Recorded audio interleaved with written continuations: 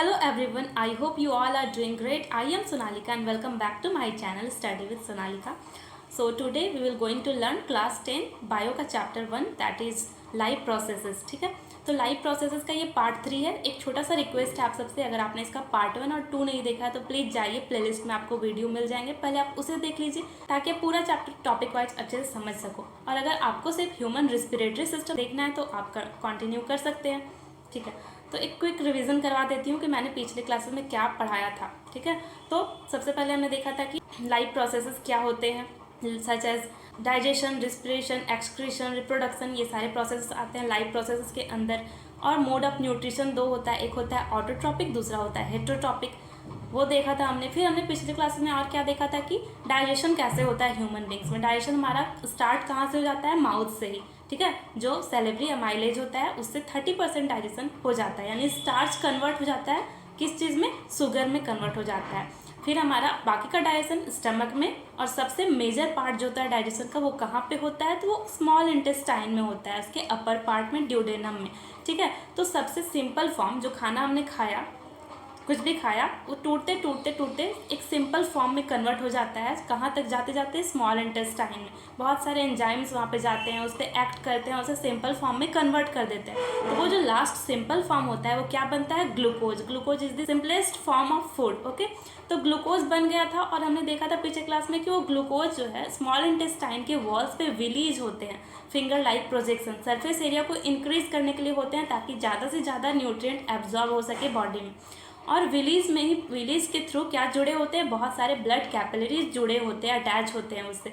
Blood capillaries का काम क्या होता है, किसी भी चीज़ को ट्रांसपोर्ट करना और उसे ट्रांसपोर्ट करके बॉडी के डिफरेंट पार्ट, अलग अलग सेल, हर एक सेल तक पहुंचाना. ओके, तो विलीज के थ्रू ब्लड कैपिलरीज जुड़े होते हैं. कैपिलरीज क्या करते हैं, ग्लूकोज को कहाँ लेके गए थे, सेल्स तक. लास्ट मैंने यही छोड़ा था कि ग्लूकोज कहाँ पहुँच गया था, सेल के अंदर. ठीक है, तो अब वहाँ से आगे बढ़ते हैं और स्टार्ट करते हैं आज का क्लास. ठीक है, तो देखो ब्रीदिंग होता है एक, और एक होता है रिस्पिरेशन. ब्रीदिंग और रिस्पिरेशन में क्या डिफरेंस है, चलो यहाँ पे डेफिनेशन लिखा है मैंने, इसे पढ़ के आपको एक्सप्लेन भी कर देती हूँ साथ ही साथ. ठीक है, चलो देखते हैं. It is the process in living organism involving the production of energy typically with the intake of oxygen and release of carbon dioxide, the oxidation of complex organic substance. है ना. रिस्पिरेशन ऐसा प्रोसेस जिसमें क्या होता है कि CO2 हम छोड़ते हैं, O2 लेते हैं, और ये प्रोसेस जो हमारे बॉडी में होता रहता है. इससे क्या होता है, जो खाना है, फूड जो है वो और सिंपल फॉर्म में टूटता है. ठीक है, ओके.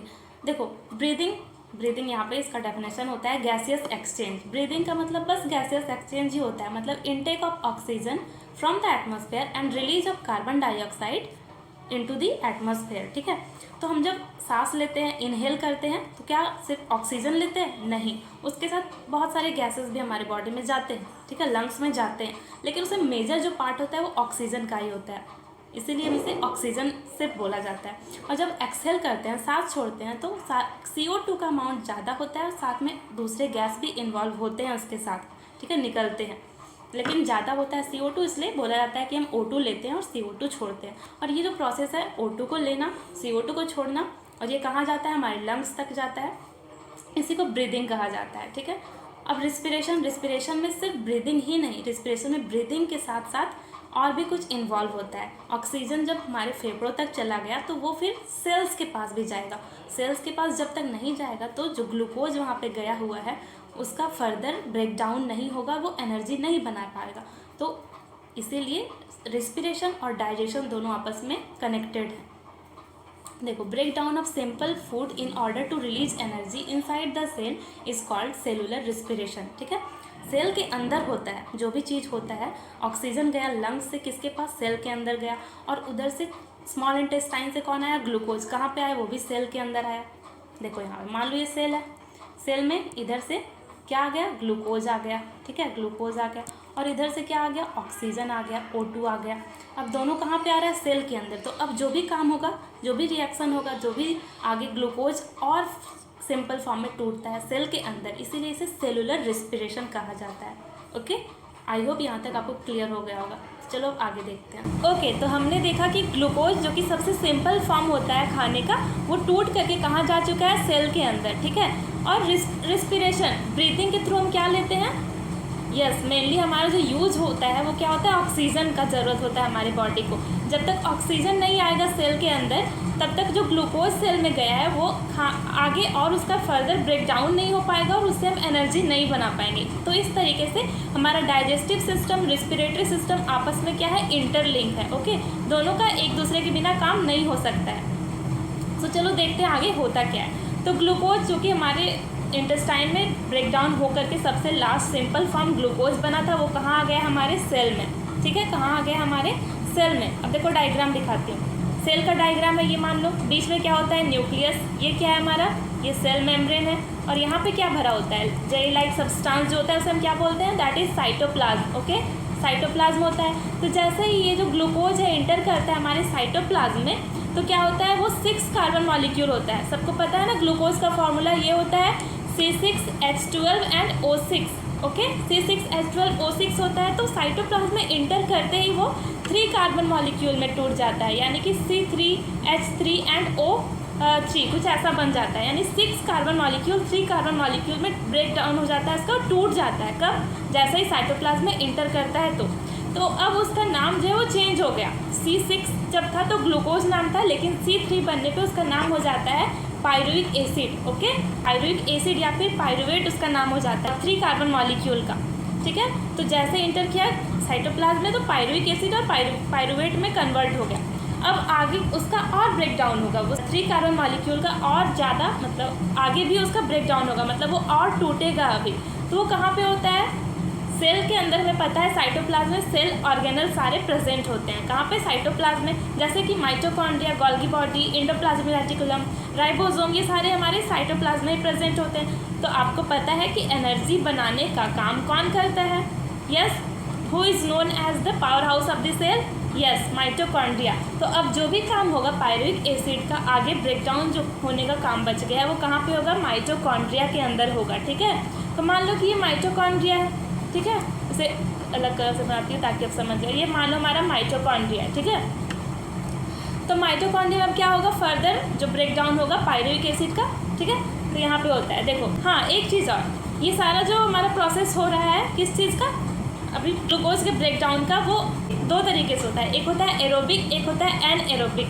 एरोबिक मतलब वैसा सेलुलर रिस्पिरेशन, वैसा ब्रेक डाउन ग्लूकोज का जो कि ऑक्सीजन के प्रेजेंस में हो तो वो एरोबिक कहलाता है। ठीक है, ऑक्सीजन के प्रेजेंस में हो तो एरोबिक, और अगर ऑक्सीजन के एब्सेंस में हो तो वो एनएरोबिक कहलाता है। ठीक है, तो हमारे बॉडी में जो होता है वो 2 तरीके का होता है। कौन सा होता है, दोनों होता है हमारे बॉडी में, लेकिन जो ज़्यादातर एनर्जी जिसका हम यूज़ करते हैं किसी भी एक्टिविटी को करने के लिए, वो ऑक्सीजन के प्रेजेंस में ही बनता है, यानी एरोबिक। ठीक है, और ईस्ट जो है उसमें एनएरोबिक रिस्पिरेशन होता है, उसमें ऑक्सीजन का ज़रूरत नहीं होता है उसे अपने खाने को ब्रेक डाउन करने के लिए। तो चलो देखते हैं अब तीनों क्या क्या होता है। ठीक है, यहाँ देखो, एक बार से क्लीन कर देती हूँ। देखो अब क्या हुआ कि हमारे सेल में कहाँ पे, माइटोकॉन्ड्रिया। मान लो ये हमारा माइटोकॉन्ड्रिया है। ओके, ये हमारा क्या है, माइटोकॉन्ड्रिया है। तो माइटोकॉन्ड्रिया में क्या होगा, अब पायरुविक एसिड जो गया है हमारा, वो किसके साथ रिएक्शन करेगा, किसके साथ कंबाइन करके, ऑक्सीजन के साथ कंबाइन करके, और क्या बनाएगा, फिर एनर्जी बनाएगा। ठीक है, एनर्जी किस फॉर्म में होता है हमारे बॉडी में स्टोर, एटीपी के फॉर्म में, एटीपी। ठीक है, एटीपी के फॉर्म में स्टोर होता है एनर्जी। अब एटीपी का फुल फॉर्म पता होगा सबको, आपके एनसीईआरटी में दिया हुआ है। एक बार आप एनसीईआरटी का ये पूरा चैप्टर मेरे पढ़ाने के बाद प्लीज़ पूरा चैप्टर अच्छे से पढ़ना, एनसीईआरटी पढ़ना बहुत ज़रूरी है। एटीपी का फुल फॉर्म होता है adenosine triphosphate. Okay, adenosine triphosphate इस फॉर्म में स्टोर होता है। अब एनर्जी यहाँ पे स्टोर कैसे होता है ये समझ लेते हैं। देखो, मान लो कि हमारा ग्लूकोज है C6H12O6। एक मैं ब्लैंक पेज ले लेती हूँ तो आते अच्छे से। हाँ, मान लो कि ये हमारा है C6H12O6। ओके, प्लस ऑक्सीजन आया, ये कहाँ से आया, C6H12 से, यानी ग्लूकोज कहाँ से आया, हमारा स्मॉल इंटेस्टाइन से आया, है ना, विलीज के थ्रू, ब्लड वेसल्स के थ्रू। ऑक्सीजन कहाँ से आया, हमने जब सांस लिया तो उसके थ्रू, मतलब हमारे लंग्स से सेल्स में आया ऑक्सीजन। ठीक है, दोनों का रिएक्शन होगा, रिएक्शन होने के बाद हमें क्या मिलता है, यस, रिएक्शन होने के बाद हमें मिलता है एनर्जी। ठीक है, CO2 प्लस CO2 यानी carbon dioxide plus ATP। ATP के फॉर्म में हमारा जो एनर्जी है वो स्टोर रहता है। और CO2 का तो कोई काम है नहीं हमारे बॉडी में, तो वो वेस्ट की तरह जनरेट होता है और फिर बाहर निकल जाता है। जैसे हम सांस छोड़ते हैं तो क्या आउट होता है, मेनली उसमें ज़्यादातर क्या होता है, CO2 होता है, बाकी दूसरे गैस भी होते हैं। तो ये जो CO2 जनरेट हुआ सेलुलर रिस्पिरेशन, क्योंकि ये सेल के अंदर हो रहा है इसीलिए इसे सेलुलर रिस्पिरेशन कहते हैं। ओके, तो CO2 फिर बाहर आ जाता है हमारे बॉडी से जब हम सांस छोड़ते हैं, एक्सेल करते हैं तो। ओके, अब समझते हैं कि ATP जो है वो उसका क्या रोल है। ठीक है, ATP का फुल फॉर्म एडिनोसिन ट्राइफॉस्फेट। देखो ये जो ATP है इसका फुल फॉर्म तो बता दिया मैंने। ATP कब बनता है, जब हम हमारे सेल के अंदर सेलुलर रिस्पिरेशन होता है, यानी कि ग्लूकोज ऑक्सीजन के साथ कंबाइन करता है और एनर्जी CO2 वगैरह बनाता है। तो सबसे पहले ATP जो होता है वो A के साथ 3 फॉस्फेट होते हैं, जुड़े होते हैं। ठीक है, A और ट्रिपल P यानी 3 फॉस्फेट बॉन्ड बना के रहते हैं। तो जैसे जैसे हम ये जो लास्ट वाला फॉस्फेट है, थर्ड वाला, ठीक है, यानी कि ये वाला फॉस्फेट ये अलग रहता है। ठीक है, स्टार्टिंग में ये कैसा रहता है, तो ये अलग रहता है। ओके, ये जो फॉस्फेट है ये अलग रहता है लास्ट वाला, यानी अब ये क्या कहलाता है, ADP। ADP का full form adenosine diphosphate. Di मतलब 2 फॉस्फेट, तो यहाँ पे ये 2 फॉस्फेट दिख रहा है आपको। ADP का मतलब एडिनोसिन डाईफॉस्फेट, डाई मतलब 2 फॉस्फेट। ठीक है, जैसे ही हमारी बॉडी में मतलब सेल्स के अंदर ग्लूकोज आया और रिस्पिरेशन के थ्रू, ब्रीदिंग के थ्रू ऑक्सीजन आया, सारा प्रोसेस हुआ और एनर्जी बनना शुरू हुआ। वो एनर्जी जो बनने लगता है, वो एनर्जी बनने के दौरान ही क्या होता है, ये जो तीसरा वाला P है वही रहता है, लेकिन इन दोनों से अलग हो जाता है। तो एनर्जी जब बनता है तो ये थर्ड वाला P को आपस में जोड़ लिया जाता है। उसी एनर्जी जो बन रहा है उस एनर्जी का यूज़ करके इस P को भी ये लोग आपस में जोड़ लेता है, बॉन्ड बना लेता है। तो अब तीनों जुड़ गया तो क्या कहलाया, ATP, एडिनोसिन ट्राईफॉस्फेट। ट्राई क्यों, क्योंकि इसमें 3 फॉस्फेट है, 1, 2 और 3। ओके, अब समझ में आया ATP और ADP में क्या डिफरेंस है। ठीक है, तो जब हम एनर्जी बनने लगता है तो ये ATP बन जाता है, यानी 3 P आपस में जुड़ जाते हैं। ये लास्ट वाला P जुड़ जाता है, एनर्जी हमारा जो है वो इस थर्ड वाले बॉन्ड में, ठीक है, ये जो थर्ड वाला बॉन्ड अभी बना है इसी में स्टोर रहता है सारा एनर्जी। ठीक है, बस ऐसा समझने के लिए अच्छे से समझ जाओ कि ये जो बॉन्ड बना लास्ट वाला, इसमें सारा एनर्जी स्टोर होते रहता है। फिर जैसे जैसे हम काम करना स्टार्ट करते हैं, चलते हैं, खाते हैं, पढ़ते हैं, दौड़ते हैं, खेलते हैं, तो हमारा एनर्जी फिर से क्या होता है, खत्म होने लगता है। जैसे एनर्जी खत्म होगा, धीरे धीरे बॉन्ड जो है वो वीक होने लगेगा और फिर जब पूरा एनर्जी खत्म होता है तो ये बॉन्ड फिर से टूट जाता है, यानी ये P फिर से अलग हो जाता है। तो क्या बन जाएगा, फिर से ये ATP बन जाएगा। बॉन्ड टूट गया तो ATP बन गया। फिर से हमने खाना खाया, फिर से सारा प्रोसेस हुआ, ग्लूकोज आया इंटेस्टाइन से हमारे सेल के अंदर, ब्रीदिंग के थ्रू हम ऑक्सीजन आया सेल के अंदर, फिर से रिएक्शन हुआ और ये सारा चीज़ मतलब ADP फिर से ATP बन गया। ठीक है, फिर तीसरा वाला बॉन्ड आपस में जुड़ गया तो फिर ATP बनता है। फिर हम उसका यूज़ कर लेते हैं, खेल के, दौड़ के, पढ़ करके, फिर टूट जाता है, फिर ADP बन जाता है। फिर खाना खाते हैं, फिर सेम प्रोसेस होता रहता है हमारे बॉडी में, हमारे सेल्स के अंदर, और ये काम चलता रहता है। इस तरीके से एनर्जी बनता है और उसका यूज़ करते हैं। आई होप कि आपको थोड़ा खिचपिच कर दिया बोर्ड मैंने, बट आपको ये कॉन्सेप्ट क्लियर हो गया होगा। हुआ या नहीं प्लीज़ कमेंट में बताइएगा। ओके, अब देखो कि मैंने बताया क्या कि 2 तरीके का रिस्पिरेशन होता है, एरोबिक और सेलुलर रिस्पिरेशन। 2 टाइप्स के होते हैं, एरोबिक एंड एनएरोबिक। एरोबिक मतलब जिसमें ऑक्सीजन प्रेजेंट हो और एनएरोबिक मतलब जिसमें ऑक्सीजन प्रेजेंट नहीं हो, यानी एब्सेंट हो। ओके, तो देखो पायरुविक एसिड मैंने बताया कि C3 जो कार्बन ग्लूकोज C6 से C3 में चेंज होता है उसे पायरुविक एसिड या फिर पायरुवेट कहते हैं। प्लस एनर्जी कहाँ पे बन गया, ये हमारे साइटोप्लाज्म बन गया। ठीक है, साइटोप्लाज्म बन गया इंटर करते ही।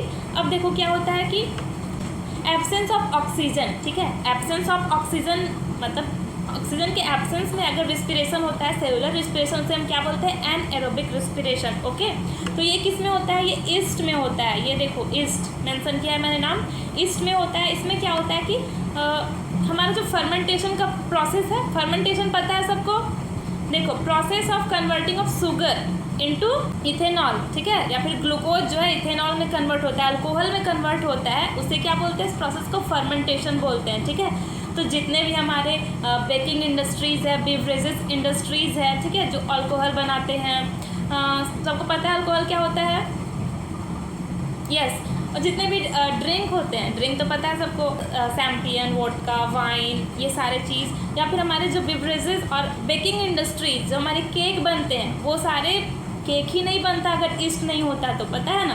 हाँ, तो बहुत बड़ा रोल है इसका। Ethanol plus CO2 plus energy, तो जो प्रोसेस होता है, क्या प्रोसेस होता है फर्मेंटेशन में? Process of conversion of pyruvic acid into ethanol, CO2 and energy by east. ये किसके द्वारा होता है? ईस्ट के द्वारा। तो ईस्ट की बॉडी में जो सेल है उसमें क्या होता है? ऑक्सीजन के एब्सेंस में ये सारा प्रोसेस होता है, ग्लूकोज का टूटना। पायरुविक एसिड साइटोप्लाज्म तो है ही, पायरुविक एसिड में बन गया। पायरुविक एसिड टूटता है किस चीज़ में?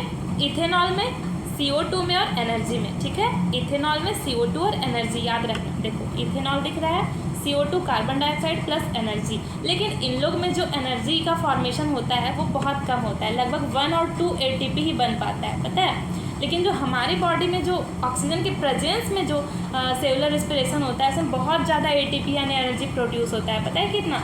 लगभग 32 ATP मॉलिक्यूल प्रोड्यूस होता है। तो सोचो कहाँ 2 ATP और कहाँ 32 ATP मॉलिक्यूल एनर्जी का प्रोड्यूस होना। वैसे भी ईस्ट को तो ज़्यादा एनर्जी का ज़रूरत है नहीं, उन्हें ना तो पढ़ना पड़ता है, ना दौड़ना, ना ये इतने सारे एक्टिविटी करने नहीं होते, लेकिन हमें तो बहुत सारे काम करने होते हैं, तो हमें चाहिए भी ज़्यादा एनर्जी। उस हिसाब से हमारी बॉडी में ज़्यादा एनर्जी ATP प्रोड्यूस होता है। ओके, अब देखो presence of oxygen in mitochondria. Mitochondria यानी हमारे बॉडी के जो सेल में नॉर्मल जो रिस्पिरेशन होता है, अभी दिखाया मैंने पूरा प्रोसेस, वही लिखा हुआ है। तो इसमें क्या बनता है?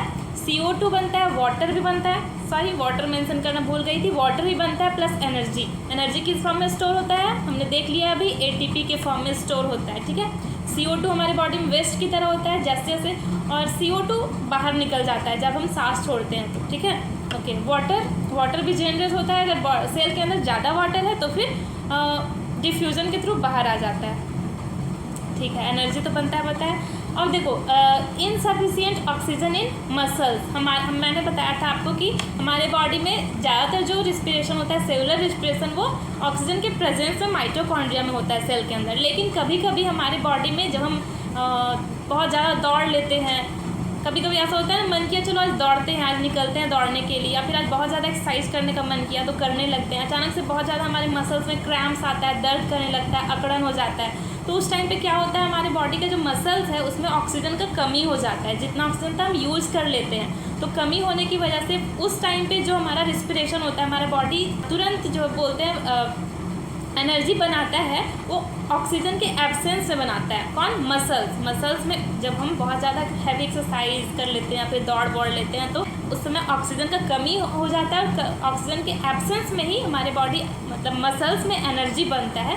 तो उस टाइम पे क्या होता है, लैक्टिक एसिड प्रोड्यूस होता है प्लस एनर्जी, ठीक है। तो क्या होता है, हमारे मसल्स में lactic acid plus energy produce होता है। लैक्टिक एसिड प्रोड्यूस होने की वजह से ही जो है हमारे मसल्स में क्रैम्प्स आते हैं, हमें अकड़न हो जाता है कभी कभी, और दर्द वर्द करने लगता है, ओके। और एनर्जी प्रोड्यूस हो जाता है तो फिर से हम आगे एक्सरसाइज कर लेते हैं। Accumulation of lactic acid causes muscles fatigue, it occurs after rigorous exercise, ठीक है। बहुत ज़्यादा हार्ड हैवी एक्सरसाइज कर लेते हैं तो ऐसा होता है, ओके। आई होप कि आपको तीनों चीज़ क्लियर हो गया होगा, ठीक है। ईस्ट में कैसा होता है, cellular respiration, absence of oxygen यानी एनारोबिक, हमारे मसल्स में एनारोबिक, और हमारे पूरे बॉडी में जो होता है जिससे हमें पूरा एनर्जी मिलता है वो एरोबिक होता है, माइटोकॉन्ड्रियम होता है, ऑक्सीजन के प्रेजेंस में होता है, okay. I hope this is clear to you all.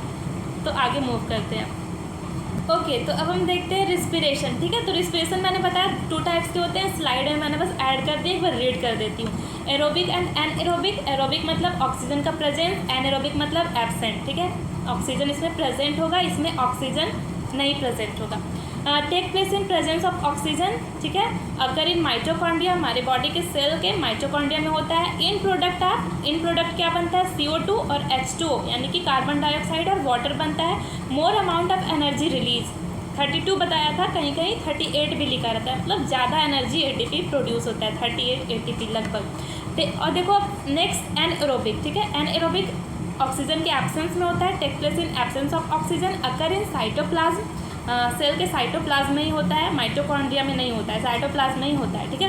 In product are alcohol और लैक्टिक एसिड। अल्कोहल किस में, ईस्ट में। लैक्टिक एसिड किस में, हमारे मसल्स में। Less amount of energy is release, लेकिन इसमें एनर्जी बहुत कम रिलीज होता है, लगभग 2 ATP, ठीक है। कंपेयर कर लो 38 हमारे बॉडी के सेल्स में और 2 ATP ऑक्सीजन के एब्सेंस में। Now moving to our next slide, that is, अब देखो डायग्राम आ गया हमारा, डायग्राम से समझते हैं थोड़ा सा हम हमारे ब्रीदिंग सिस्टम को, रिस्पिरेटरी सिस्टम को। ह्यूमन रिस्पिरेटरी सिस्टम है ये, ओके।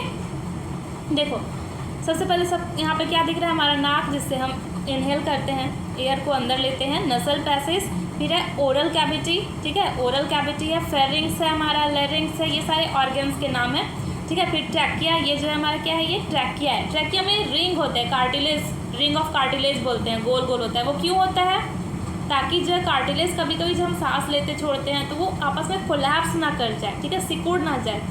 सिकुड़ जाएगा, मान लो चिपक जाएगा तो फिर सांस लेने में प्रॉब्लम होगा, इसलिए वो रिंग ऑफ कार्टिलेज होता है, इसे प्रिवेंट करने के लिए। फिर है हमारा ब्रोंकी, ठीक है, ब्रोंकी इसे कहते हैं, ये जो ब्रांच जैसा फैल रहा है इसे ब्रोंकी कहते हैं। और फिर हमारा दोनों लंग्स है दोनों साइड पे, और यहाँ पे क्या है, लंग्स के बाद ये जो है रिब्स वगैरह हैं सारे, ठीक है। इधर देखते हैं इस डायग्राम में, नॉस्ट्रिल से हम सांस लेते हैं, नसल पैसेज, नसल cavity, pharynx, larynx, trachea, bronchi, ये जो हमारा ब्रोंकी है, ठीक है।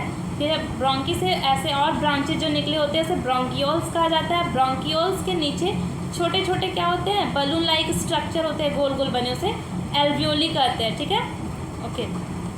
एल्वियोली में ही क्या होता है, एक्सचेंज ऑफ गैसेज होता है, मतलब वहाँ पे हमारा जो बॉडी, एल्वियोली में क्या होता है कि सारे जो ब्लड वेसल्स हैं जुड़े होते हैं। ये जो दिख रहा है आपको, देखो यही है एल्वियोली, गोल गोल बलून लाइक स्ट्रक्चर, और इसमें बहुत छोटे छोटे छोटे ऐसे गोल गोल बने होते हैं ताकि उसका सरफेस एरिया ज़्यादा हो। ज़्यादा सरफेस एरिया होने की वजह से क्या होगा, कोई भी चीज़ वहाँ पे ज़्यादा एब्जॉर्ब होगा, यानी कि ऑक्सीजन जो वो ले रहा है वो ज़्यादा ले पाएगा, तभी तो हमारे सेल्स तक, बहुत सारे सेल्स तक पहुँचाना है उससे ऑक्सीजन। ज़्यादा ऑक्सीजन रहेगा तो ज़्यादा जल्दी और सारे सेल्स तक पहुँच पाएगा। और इसी ब्रोंकियोल्स के साथ क्या, हमारे ब्लड वेसल्स जुड़े होते हैं, ठीक है। ब्लड वेसल्स का ही काम है ट्रांसपोर्ट करना किसी भी चीज़ को पूरे बॉडी में। तो क्या होता है, जैसे ऑक्सीजन यहाँ पे आता है तो हमारे ब्लड वेसल्स में क्या है, ब्लड है, उसमें ब्लड में क्या होगा, हीमोग्लोबिन भी होता है, HB हीमोग्लोबिन। तो वो क्या करता है, ऑक्सीजन के साथ बाइंड कर जाता है, HBO मतलब, अब इसका नाम हम कह सकते हैं ऑक्सी हीमोग्लोबिन, ठीक है। ऑक्सी हीमोग्लोबिन, ऑक्सीजन एक, मान लो एक स्पेशल गेस्ट के जैसा है, वो अकेले कभी भी नहीं जाएगा किसी के साथ, उसे अच्छे से खातिरदारी करना होगा तभी वो आएगा, उसे स्पेशली हीमोग्लोबिन लेने जाएगा तभी आएगा, ठीक है। ऐसा याद रखने के लिए ऐसा समझो कि ऑक्सीजन कभी भी अकेले नहीं जाता है सेल्स तक, उसे हीमोग्लोबिन लेने आता है, मतलब उसके साथ हीमोग्लोबिन कंबाइंड करता है, जुड़ जाता है और फिर अपने साथ ले करके जाता है सेल्स तक, ठीक है, ओके। बट CO2 जो हमारे बॉडी में, मतलब सेल में वेस्ट की जैसा बनता है, उसे स्पेशल चीज़ नहीं चाहिए कुछ कि उसे भी कोई पकड़ करके ले जाए लंग्स तक बाहर निकालने के लिए, वो खुद से चला जाता है, ठीक है। वो खुद सॉल्यूबल होता है वाटर में, तो इधर वो खुद जा सकता है, लेकिन ऑक्सीजन को लाना पड़ता है हीमोग्लोबिन को अपने साथ पकड़ करके, बाइंड करके, ठीक है। कहाँ तक लाना पड़ता है, कहाँ लेके जाता है, सेल्स तक। फिर आगे हमारा जो हमने देखा अभी, वहाँ पे ब्रेक डाउन होता है, एनर्जी बनता है, CO2 बनता है, वाटर निकलता है, ठीक है, ओके। अब एक बार देख लेते हैं मैकेनिज्म ऑफ ब्रीदिंग, ठीक है। तो ब्रीदिंग मतलब सांस लेना और छोड़ना हो गया हमारा मैकेनिज्म ऑफ ब्रीदिंग, ठीक है। सांस लेते हैं और छोड़ते हैं, यानी इनहेलेशन और एक्सहेलेशन। तो during inhalation the thoracic cavity, chest cavity expand, ठीक है। जब हम सांस लेते हैं तो हमारा चेस्ट का कैविटी है वो फैल जाता है, ठीक है। मान लो ये हमारा चेस्ट है, तो ये जब हम सांस लेते हैं तो ये फैल जाता है, और जब छोड़ते हैं तो सिकुड़ जाता है, ठीक है। थोरेसिक कैविटी कॉन्ट्रैक्ट, और एक्सहेलेशन, जब सांस लेते हैं तो फैल जाता है, जब छोड़ते हैं तो कॉन्ट्रैक्ट, ठीक है, कॉन्ट्रैक्ट हो जाता है। रिब्स लिफ्ट अप, रिब्स जो है वो ऊपर उठ जाता है थोड़ा, और रिब्स मूव, और जब छोड़ते हैं तो रिब्स नीचे की तरफ चला जाता है। Diaphragm become flat in shape, जब हम सांस लेते हैं तो डायफ्राम जो है यहाँ पे ऐसे डायफ्राम होता है, वो फ्लैट हो जाता है शेप में, और जब सांस छोड़ते हैं तो वो थोड़ा कर्व बन जाता है, ठीक है। Volume of lungs increases and air enter the lung, और जब सांस लेते हैं तो लंग्स का वॉल्यूम जो है इंक्रीज हो जाता है, बढ़ जाता है, ताकि उसमें ज़्यादा एयर आ सके। और जब सांस छोड़ते हैं तो क्या होता है, वो वॉल्यूम जो होता है लंग्स का कम हो जाता है, डिक्रीज हो जाता है, ताकि हवा जो है बाहर निकल जा सके थोड़ा प्रेशर के साथ, ओके। तुम लोग ले और छोड़ करके देख सकते हो, ठीक है। अब हम लास्ट देख लेते हैं इसमें, exchange of gases between alveolus, blood and tissue, ठीक है। एल्वियोलस में, ब्लड में और टिश्यू में कैसे गैस का एक्सचेंज होता है, देखो सबसे पहला स्टेप है हमारा, एयर रिच O2 इन एल्वियोलस, ठीक है। हमने देखा एल्वियोली हमारा कैसे होता है, एल्वियोली यहाँ बलून लाइक स्ट्रक्चर जो होते हैं यहाँ पे बहुत सारा, और वहाँ पे क्या होता है, O2 रिच एयर आता है, कहाँ पे, हमारे एल्वियोली में, blood through blood vessels capillaries, और वहाँ पे ब्लड कैपिलरीज जुड़े होते हैं एल्वियोली के थ्रू, तो उसमें क्या बोला मैंने, हीमोग्लोबिन होता है अपने साथ ऑक्सीजन को बाइंड करके और ले जाता है सेल्स तक, ठीक है। तो O2 bind with haemoglobin in RBC, red blood cells तो होंगे ही ब्लड में, उसमें हीमोग्लोबिन के कारण उसका कलर कैसा होता है, रेड। सबको पता है ना RBC का कलर रेड क्यों होता है, क्योंकि हीमोग्लोबिन के कारण, ठीक है। हीमोग्लोबिन जो पिगमेंट है उसके कारण RBC का कलर रेड होता है। ओके, तो अब क्या हो गया, बाइंड कर गया हीमोग्लोबिन के साथ RBC में। O2 रिलीज इन टिश्यूज़, अब O2 जो है ऑक्सीजन जाके कहाँ पे रिलीज़ कर देगा, टिश्यू में। और टिश्यू के अंदर क्या है, टिश्यू क्या है, ग्रुप ऑफ सेल, तो सेल में चला गया। ओके, CO2 फ्रॉम टिश्यू, हाँ टिश्यू में जो CO2 बन रहा था, वेस्ट प्रोडक्ट हमारा बन रहा है ना सेलुलर रेस्पिरेशन में, CO2 release into blood, oxygen को दे दिया और CO2 चला गया किसमें, ब्लड में चला गया। CO2 डिजॉल्व इन ब्लड, क्योंकि CO2 घुल सकता है, डिजॉल्व हो सकता है ब्लड में, तो उसके लिए कोई स्पेशल हीमोग्लोबिन जैसा पिगमेंट नहीं चाहिए कि वो उसको पकड़ के लेके जाए लंग्स तक। वो खुद से डिजॉल्व हो जाता है और ट्रांसपोर्ट करते हुए चला जाता है लंग्स तक, और फिर जब हम सांस छोड़ते हैं, एक्सेल करते हैं, तो वो बाहर निकल जाता है एटमॉस्फेयर में। ओके, फिर ब्लड वेसल्स यानी कैपिलरीज इन द एल्वियोली तक पहुँच जाता है।